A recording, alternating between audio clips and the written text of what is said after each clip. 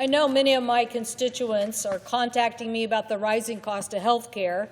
I know that many of my colleagues are saying that they are being contacted by the rising cost of health care. Believe it or not, some of it is impacted by tariffs, some of it the anxiety of what happened when Medicaid was threatened in the big, beautiful bill, but most specifically now, they're hearing from their state insurance commissioners that rates are going to go up, and as early as October 15th in the state of Idaho and in many, many states across the country as early as November 1st are starting to now have to make a choice. Are they going to pay for this huge increase in insurance premiums because this institution, this body, did not deal with the Affordable Care Act extensions of subsidies that provided affordable health insurance to millions of Americans. This is something that is already going to affect the burden that rural hospitals have. It's going to burden Americans as they try to keep working, and it's going to burden an ever-increasing healthcare system that is facing these costs. I hope that we can do something, make a commitment to focus on affordability. Why? The American people are seeing huge cost increase in groceries, in gasoline, in everyday products. Our manufacturers are seeing increases in cost. And so this is an issue that needs to be tackled today, not in a few weeks when you're locked into the higher rates. It's not something that can be done by the end of the year because you're going to be locked in to higher rates. This is something that Congress and the administration need to hash out now. Now, I'm an advocate of, I wish we would have hashed it out last summer. I basically started realizing in July that this was going to affect my state when our insurance commissioner came up with what they predicted would be a 20+% increase in rates. And we started speaking with small businesses across the state who said it was going to affect their ability to keep their employees because of the cost of health care. So what are we doing now? Well, instead of addressing this issue, the Affordable Care Act, health care market rate, extension of making sure that premiums don't rise significantly on many Americans, people are denying that the problem exists or that the deadline is actually here, past due really, to affect what we think is an emergency. Last week, my office released a report showing that dramatic increases in premiums for many states in the United States have already gotten approval, and just one chart that I will show you shows those increased rates, not just for the state of Washington, which we saw a 21% increase, but for many other states, Arizona, which they are proposing a 48% increase, Georgia, 39% increase, North Carolina, 29.36, and Texas, 39.28. Why are they going up so much? Well, insurers are saying in their states the primary reason, as I mentioned earlier, administration tariffs, cost of delivering the healthcare system, and the pending failure of Congress to extend the tax credits in the Affordable Care Act.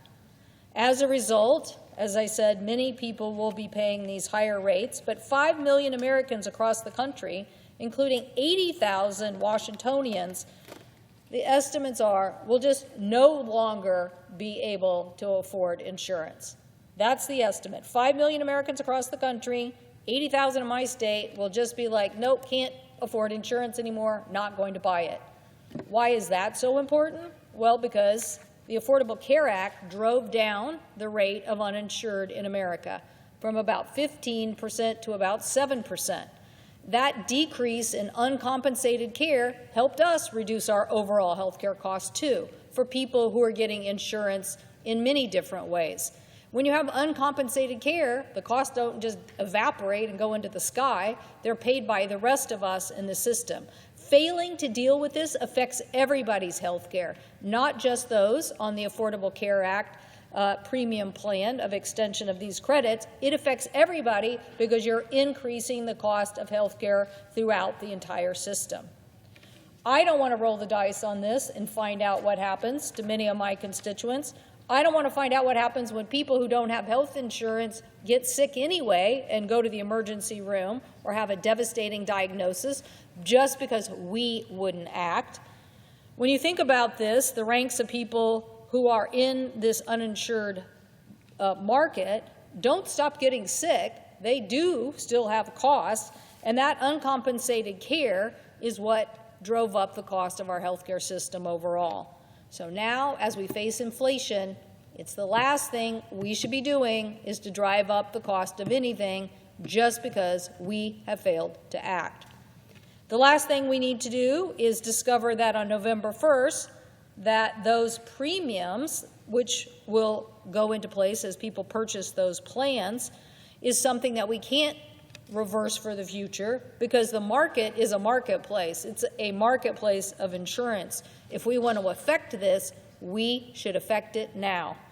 In August, I asked the chairman and ranking member of the Finance Committee to hold a hearing on how to lower these costs for Americans and find ways to keep people insured and healthy. Unfortunately, the Senate Finance Committee did not even meet in September and did not schedule any hearings to actually even discuss this particular problem. I would have hoped that there would have been an illumination with our report as everybody realized these rates are going to get locked in. People are going to make purchases decisions in November and December. And then, as I said, lots of people will just say, I can't afford these rates, they're insane.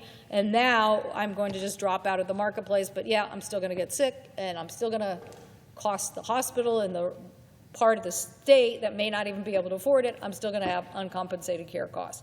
All of this could have been discussed. And that is why, when we put out the report, we expressed the urgency by sending the same letter, not a big political letter, but a letter to the ranking member and chairman of the Finance Committee, but also to the leadership of the Senate, the House, and the President, saying, you need to wake up to this problem. This problem is real. It will affect our economy. It will affect millions of people, and it'll affect the rest of us by driving up the cost of health insurance. So I heard Speaker Johnson on the television this morning saying that extending the ACA credits is a December issue. Well, it's not really a December issue if people start in October and November making decisions and locking themselves in to higher rates or deciding that they're not going to even buy insurance because it's too expensive.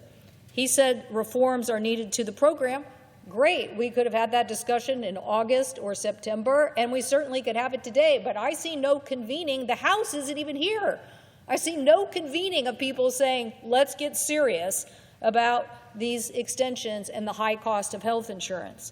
Families are relying on the exchange, and these decisions need to be made during this open enrollment period. I know people are thinking, oh, this is such a geeky issue. Trust me, trust me. I know that many Americans are frustrated over enrollment periods for health insurance, period, okay? They're always challenged by the fact that an employer or this healthcare system, yes, we need to keep working to improve the healthcare system.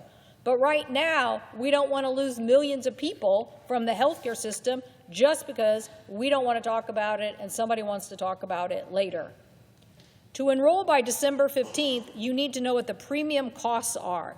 To get coverage starting on January 1st, you need to enroll by December 15th.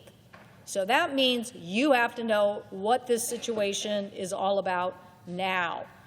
When these insurance commissioners across the country, go back to those rates, started publishing those rates, that's when everybody should have woken up and said, what the heck are we talking about? 30, 40, almost 40%, oh, in Arizona, 40%. What are we talking about? Insurance commissioners are proposing, oh, by the way, maybe in a few red states, they knew it was so bad, they didn't even want to put the information out there. Our report published a lot of this, and people weren't even thinking about it. They weren't even thinking about or letting people put out the information about how high the rates were going to be. So why would you do that? Why not address the underlying issue and say, what are we doing about the high cost of health care? So my colleagues on the other side are so confident. Let's hear what their proposal is. Let's hear what they are going to do, because I'm pretty sure the tariffs, the Medicaid cuts, and this proposal not to deal with the Affordable Care Act extension are driving up these rates to extraordinary rates that are going to hurt all Americans by making health care more expensive. So I will just say we didn't even have a hearing in the Committee of Jurisdiction on the fact that we cut $1 trillion out of the health care system and stripped Medicaid coverage from 11 million Americans. We didn't even have a hearing on that. So our constituents, Mr. President, should be listened to. We need to address this issue. We want members to figure out how to make health care more affordable for millions of Americans. The 119th Congress thus far has squandered too much time focusing too little on this issue. We need to roll up our sleeves, focus on immediate, real solutions that impact millions of Americans. Together, we can figure out a way to extend these expiring credits and come up with solutions to lower those costs, and I urge my colleagues to do so as soon as possible. The American people are depending on us to help them not face these enormous inflationary costs. I thank the President, and I yield the floor.